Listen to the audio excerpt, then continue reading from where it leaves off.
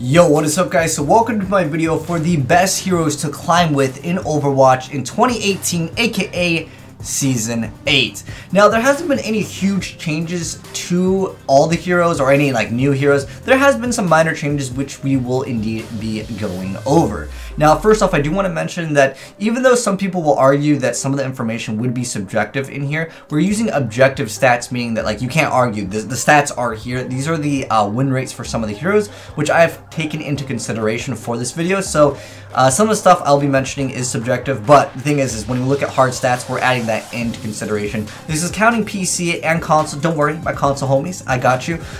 There are times where I do play on PC with a controller. That's always fun, especially with a Hanzo. But anyways, we're going to be using basically stats from PC and console. However, most of them are pretty similar. There are a few exceptions which I'll get into, but for the most part they're actually pretty similar. That's just how it is. And in addition to that, we're going to be looking at platinum and under, because I feel like a lot of you guys that come into my stream and ask me this question, you know, how do I rank up? What are the best heroes right now this season to rank up with? And this is kind of a video guide for you guys. Again, this whole video is going to be for people that are platinum and under. I will probably make a video for players that are Diamond, Masters, Grandmasters, top 500 once I hit that. I'm pretty close. We just have to wait for the 2-week period for the season to start for the top 500, if you guys know what I'm saying. Basically, you have to wait 2 weeks before the top 500 list comes out. And we're definitely going to be shooting for top 500 this season. But anyways, keep in mind, these are my suggestions, not a tier list, but also we will be looking at win rates for some of these heroes. Even though Torbjorn and Symmetra technically have a very high win rate on in every rank, even at the Grandmasters, they have really high win rates. Their pick rate is so low, and so people are picking them on very specific maps. But this video is not necessarily saying that oh, these heroes are bad, you know, to play. It's more so that they don't get as much value as another hero, especially at the very beginning of a season. A lot of people are interested in playing new heroes. That happens a lot. Heck, Doomfist, his pick rate is actually much higher because people at the start of a new season, a lot of times they pick up new heroes. And this is kind of a video for you guys maybe that were stuck in let's say gold, plat, maybe silver last season. You want to climb up, maybe pick up a new hero. These are my suggestions for you guys. So again, this is not a tier list for the heroes in the game.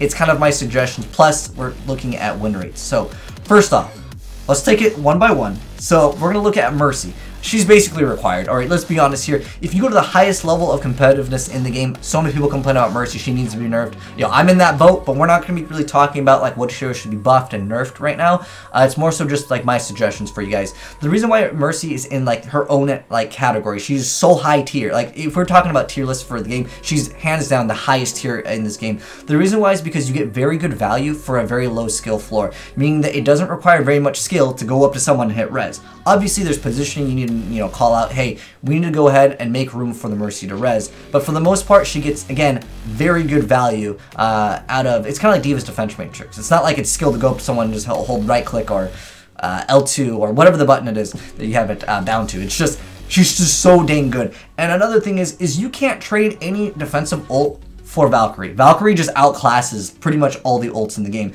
simply because you have the ability not only to basically not be killed, because, well, with the exception of if McCree ults, especially at these lower ranks in the game, and we're talking platinum and under, it's very difficult for a lot of the players to hit Mercy. And some people will have the mindset of try to get the Mercy out of the air, but it's just not going to happen. She has regen that's super fast, and on top of that, she's going around Sonic speed. You ain't hitting the Mercy. Alright, so that's why she's in this category. And again, there's not a defensive ult that trades like Valk does, because Valk can damage boost and it can heal everyone, and it brings 2 people back up. It can be people that would normally be very difficult to kill. It's just super strong, and that's why she's in the Smoke and 6 style tier in this list. Again, it's not a tier list for how good they are in the game, with the exception of Mercy though. She's definitely in the highest tier category of the game.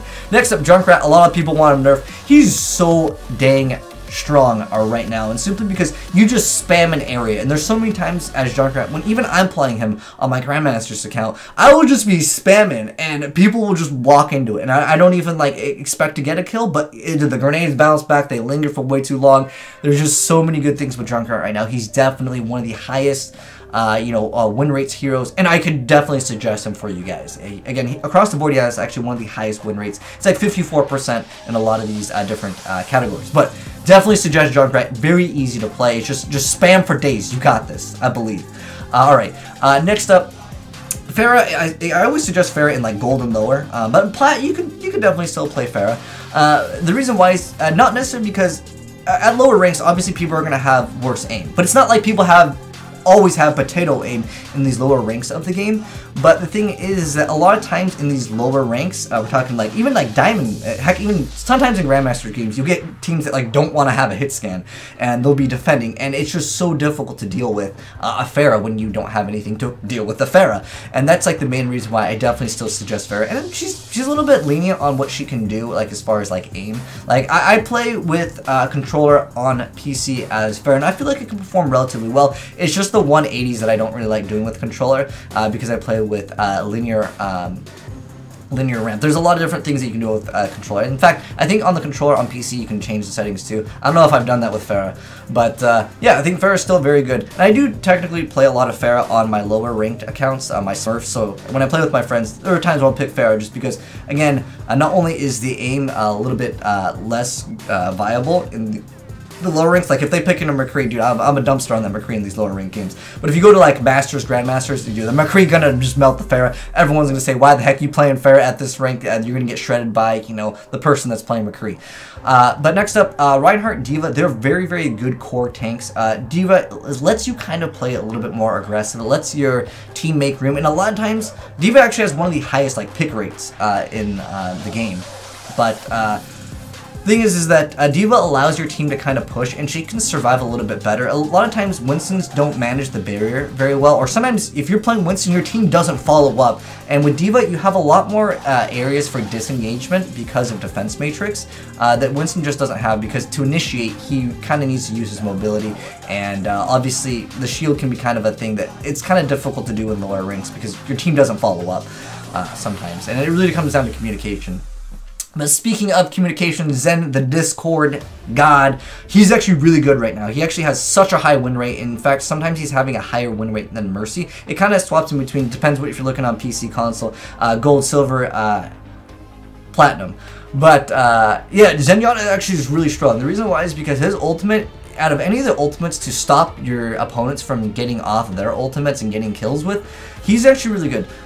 For, like, I'd say Lucio has a really good defensive ult too, but Moria's, to use her ult defensively, it's very difficult, let's be honest here, because your team is usually going to be scattered, unless, of course, your team gets sucked up by a Zarya ultimate. But Zenyatta's just really good because his ultimate is very hard to cancel, because, like, he just, unless you're, like, pushing him off, there can be other things, but for the most part, Lucio, the problem with Lucio is, A, you need your team to kind of be in range, and B, on top of that, when the shield runs out, you can still theoretically get, like, a one-shot. If you have 1 HP, Lucio pops his ult in a few seconds, they're going to be 1 HP. Whereas Zenyatta gets more value because he doesn't need to essentially be exactly where you are when he's ulting. He can ult and move around. You can move towards the Zen, whereas with Lucio, sometimes it's kind of more difficult to do that, to position yourself right when he's ulting, because in lower ranks of the game, communication is not necessarily there, and that's why Lucio's going to be a lot lower. Also, Lucio's win rate is a lot lower now. It's just because speed boost has gotten nerfed, and the game has technically changed. He's still very good on certain maps, so don't get me wrong. Again, any of these heroes we're talking about, if you're like really good with these heroes, by all means, keep playing that hero. You'll be fine. But these are just my suggestions because you guys did ask for them, as well as taking into consideration like the actual factual numbers. Orisa's really good across the board. I actually have been playing a lot of Orisa, even in higher rank games. In fact, the game that I got my GM on, I believe we were playing Orisa, was it? I forgot what map, but like Orisa is just really good overall, and especially with Pirate Ship on Junkertown, man, Orisa is just so dang strong with that composition. But yeah, Orisa highly recommended, simply because she's just very simple to play too. A lot of times in these lower ranks, the only thing that they're really doing like wrong is not really making good use of the Fortify, which is trying to block certain enemy shots when they would do high damage. We're talking, if Reinhardt is charging, you can move in as Orisa and actually block the shot. You only take 25 points of damage, and if you have armor, it's actually only 20 points of damage.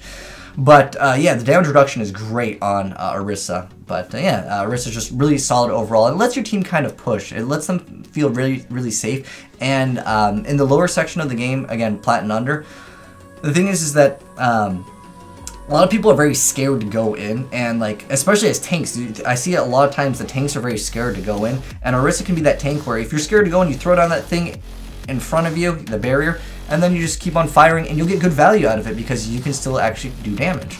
But anyways, next up, Soldier and Reaper. These characters are just very consistent for damage, and that's why they have higher win rates at these lower ranks. And the next up, I want to mention Roadhog. His win rate and some of the lower ranks like Silver and Bronze, it's a little bit lower. It's like 49. It's almost there at half. But this one is a little bit more subjective. But because there's a lot of people that are playing Doomfist, especially these lower rank games, because I don't know. Doomfist, he's a fun hero to play, I'll admit that. But yeah, he just counters him really well. And you get pretty decent value out of Roadhog just by healing. Even if your hooks are like not going through, you just being a body and just blocking and just play aggressive. I think Roadhog is definitely still like pretty decent, again, at Platinum and under. Next up, Zarya and Winston. They have a low win rate in the section of like Plat and under, and I was actually surprised by that. But it's simply because like teammates just don't follow up. Your barrier management on either Zarya or Winston is just not very efficient, and your prioritization on targets definitely is going to be not as efficient if one of your teammates is playing Winston as it would be in a higher rank in the game. Basically, they're going on targets that they shouldn't go on. They really need to manage their dive properly. And then with Zarya, it's just managing your barriers and keeping that energy high that some players just don't really know exactly what to do to manage their barrier more effectively. Genji and McCree, these are characters that are very inconsistent, especially at like Silver and Bronze. When you get into like Platinum, they're a little bit more consistent, but they're heroes where sometimes you get nothing out of them because they're just missing their shots, they're diving in. With Tracer, even though she's diving in, a lot of times you have more leniency with Tracer just because with Tracer, their whole team turns around. I don't know what it is, but like Tracer, she can linger on the board or the field a little bit longer because that's just the nature of Tracer. Next up, Moira. In the lower ranked games, dude, when I see a Moira, she's always playing DPS. That's why I just don't suggest her. She still is technically very good, but D.Va is very popular in lower ranked games, and because of that, you'll definitely see a lot of D.Va, she just eats the orb. Like, even at low ranks, Divas, they can understand that concept. You eat the Moira orb, and that's kind of why. At the higher ranks, you'll see Moiras tend to use the orb, like, much more effectively around the D.Va. But, yeah. Next up, Lucio. I just put him in here because he's a very niche pick, but he gets such good value out of speed boost, but his win rate this season is just, like, not there compared to what he has seen previously. But lastly, over here, we got a lot of heroes to talk about. In fact, this is like most of the DPS that people would tell you, swap off this hero. But anyways, I put Torb and Symmetra here simply because they're only like niche picks on certain maps. But keep in mind, guys, Overwatch is a team-based game, and if you want to climb, you're gonna have to be playing heroes that your team needs. And majority of the time, your team probably doesn't need a Torb or Symmetra. Again, majority of the time. Some maps, I understand. First point, Hanamura, you know I've been playing that Torbjorn. But that's just, again, my suggestion for those 2 years. Now, Sombra, your teammates are going to say, switch off this. Widow, you better be popping off. Otherwise, your team's going to be like, dude, this Widowmaker sucks. This Widowmaker is terrible. She's not landing anything. Get off Widowmaker. I'm going to go pick Torb or Hanzo. That's just, in these lower ranks, that happens. Like, even when I'm just sure, like, I'm trying to carry some of my friends in these lower rank games, people will complain if I just open up Widow. Like, I don't even, like, before I even get, like, you know, a chance to even shoot once as Widow, like, why are we playing Widow? The reason why is because in these lower rank games, if you're playing Widowmaker, they don't expect much out of you. That's just kind of naturally a thing. Because if you're really good with, like, Hanzo and Widow, like, Doomfist, you would be out of these lower ranks in the game. But if you're a one trick, I mean, Widow technically got a buff a while back when she got the reduction of her shot, but Widow is a lot more difficult to play on console. That's just my personal take on it. Even when I play Widow on PC with a controller, I still, like, it's just so much harder for me. I think she's just a character that you really need a mouse to play more effectively, but some people are better with a controller.